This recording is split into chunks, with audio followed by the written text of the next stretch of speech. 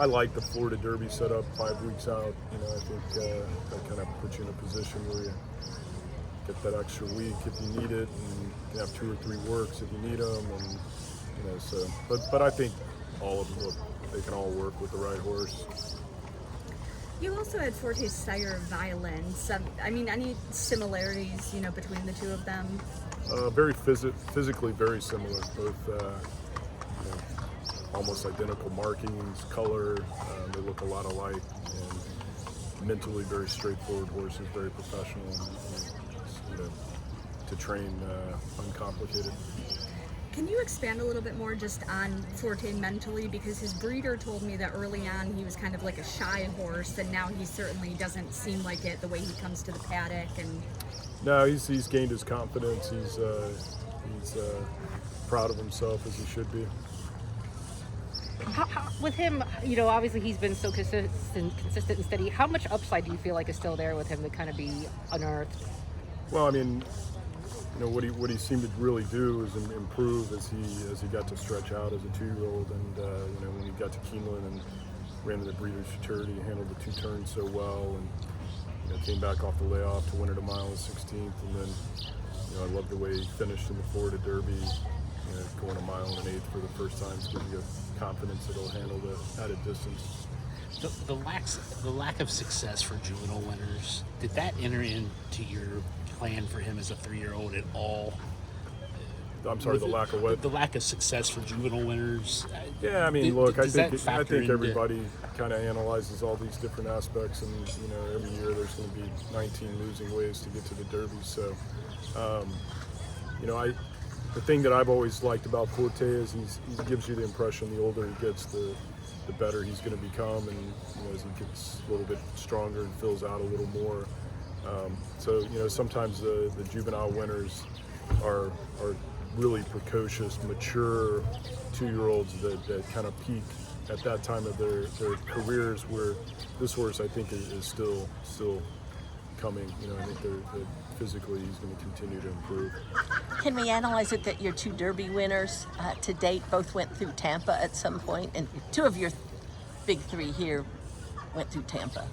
Yeah, I mean, Tampa's been a good route for us, you know, even when it hasn't been turned out into a Derby win, but you know, it gives us some options to continue to develop horses. And you know, I think it's important with a horse like Keene's Barnes that, you know, if you don't have an option like that to go into an allowance race, then sometimes you kind of throw into the wolves maybe a start before you'd like to. He's only run a mile or more.